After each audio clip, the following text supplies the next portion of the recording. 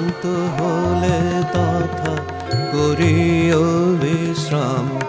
সাধু সঙ্গ নামে আছে পান্থ ধাম। শ্রান্ত হলে তথা করিও বিশ্রাম। পথ ভ্রান্ত হলে শুধাইও পথ, সে পান্থ নিবাসী গণে।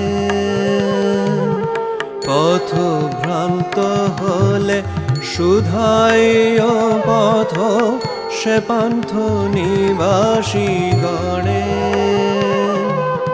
যদি